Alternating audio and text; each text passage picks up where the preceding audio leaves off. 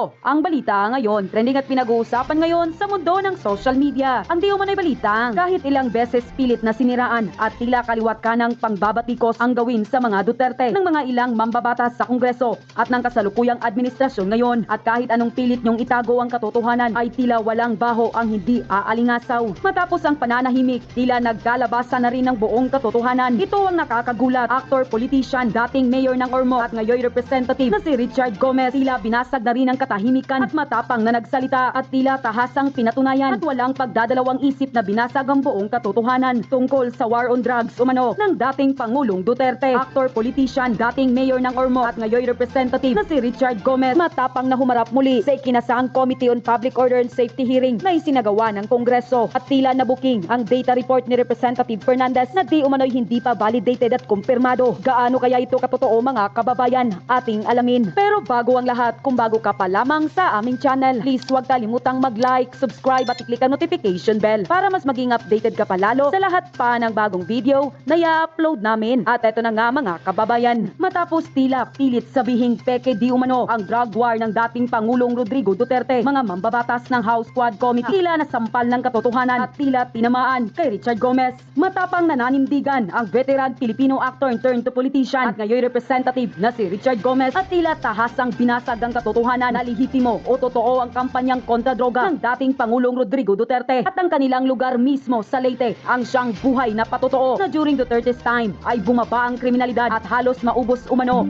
ang adik sa Ormoc City. Tila di makapaniwala at tila nagulantang ang mga ilang buayang mambabatas ng isa-isang isiniwalat na mismo at nanindigan ng representative na si Richard Gomez na bumaba raw ang kriminalidad at halos maubos di umano ang adik sa Ormoc City at kung hindi raw dahil sa kampanyang kontra droga ng dating Pangulong Rodrigo Duterte ay baka raw lalong lumala ang kriminalidad at droga sa nasabing lugar. Ayon pa sa marami sa ating mga kababayan, tila nasampal raw ng katotohanan ng lahat dahil ayon raw mismo kay Richard Gomez, inaccurate o hindi totoo ang ilan sa data na nakuha ng PIDEA dahil ang resulta ng kampanya kontra droga ng Pangulo ay mismong lumabas sa lugar ng Ormoc sa Leyte kung saan tila matapang na nanindigan ang dating mayor ng Ormoc na ngayon representative na si Richard Gomez nang simula ng ipatupad ng dating Pangulong Rodrigo Duterte ang nasabing kampanya kontra droga ay bumaba ang drug cases sa kanilang lugar. At bilang pagpapatunay nga nito ay nakapag-post pa ang kongresista na si Richard Gomez kung saan ay tila tahasang pinasalamatan pa nito ang dating Pangulo sa kanyang effort na maibsan at limasin ng mga durugista sa kanilang lugar at naging mapayapa ang kanilang lungsod. Nang lumabas ang balitang ito, ang balita ngayon para pinag-usapan ngayon sa mundo ng social media ang kongresista na si Richard Gomez at ayon pa sa kanila, tama yan Kong Richard, doon lang sa totoo dahil mas mamahalin ka ng taong bayan. Mabuhay ka Kong Gomez. Congressman Richard Gomez, you are really a highly qualified congressman kasi you sided always what are correct, truth, right. My salute to you and more power. Go, go, go, Kong Goma. Saludo po kami sa'yo. Laban lang po tayo. Ano ka ngayon, Dan Fernandez? Wala kang maisagot, diba? Tapos yung babasahin mong script, huli ka.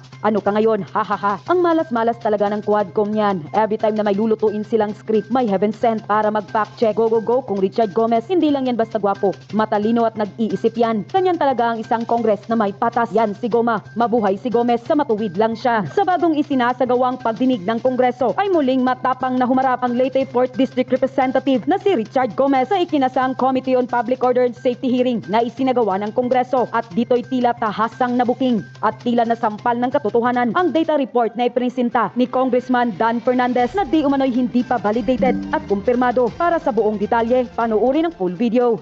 Reason why I'm asking this question simply because it has been a question asked also by civilians. Kung 6,000 plus yung incident, there should be 6,000 firearms. Kasi ang rason po ninyo, ng laban eh. Di po ba? That is precisely the question. Ng laban. Kasi according to our reports, there were orders then for the PNP to procure firearms from Cebu. Yung gawaan ng Paltic doon, sa Danao. Para magamit. Para hindi isang firearm yung pinaglilipat-lipat. Okay? Now, on the issue of quota, sabi po ninyo, wala pong quota. Would that be correct? Yun po yung second issue ni Honorable Barbos eh. Mr. Chair, Honor, sir, I will be speaking. Teka, iya. Yes, Ikaw sir. kayo nag-take your oath? Briefing lang? Okay.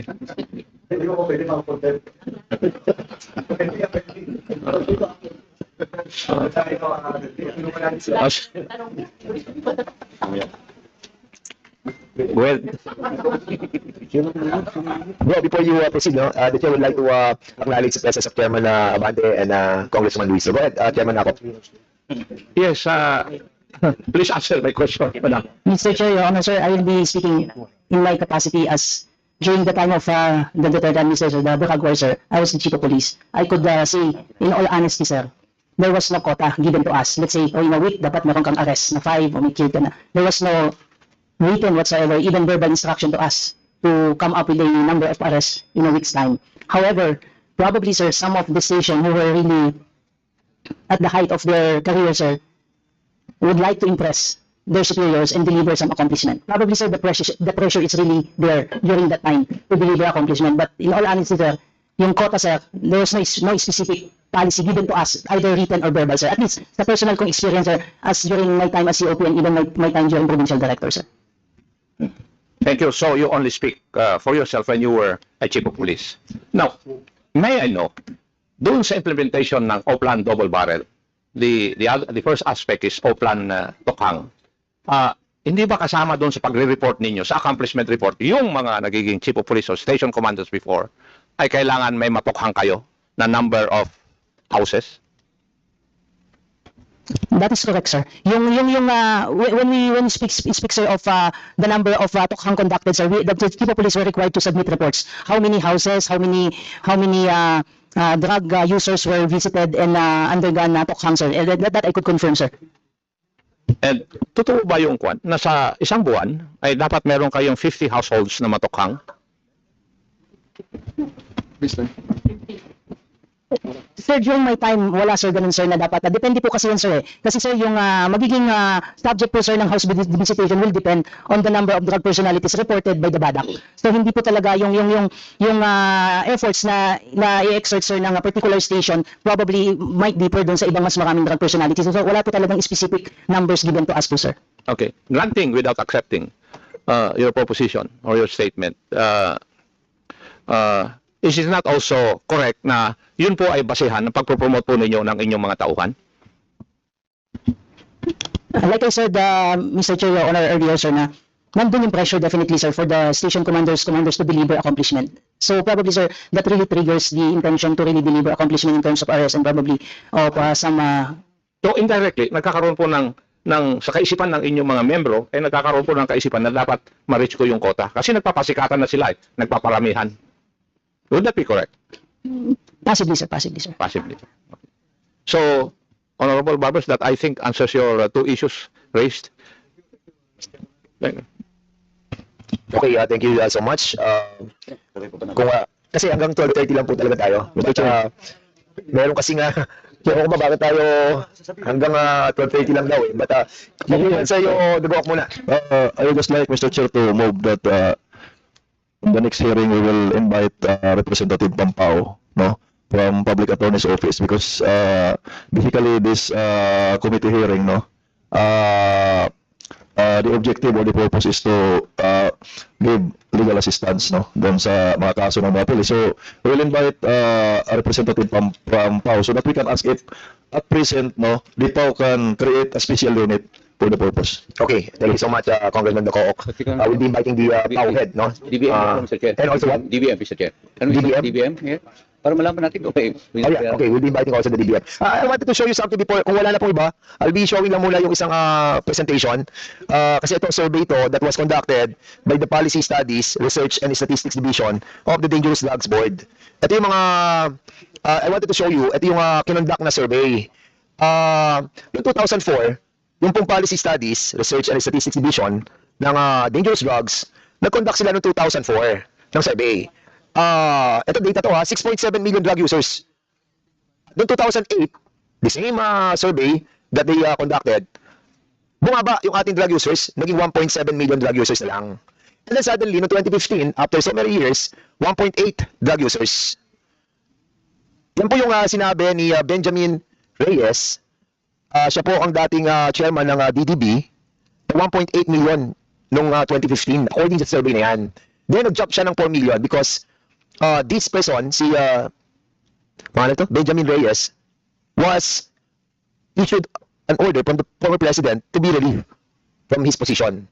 Dahil mali nga daw yung 1.8 dahil dapat daw 4 million yung drug users. I just wanted to show sa inyo na 2004 to 2008, according sa survey, that's the reason why we will be inviting the Policy Studies Research and Statistics Division of the Dangerous Drugs Board para malaman natin what is the reason why bumaba yung drug users from 2004 to 2008 from 6.7 to 1.7. Even without the war on drugs that was implemented noong 2016, bumaba naman pala tayo eh. Mr. Chair.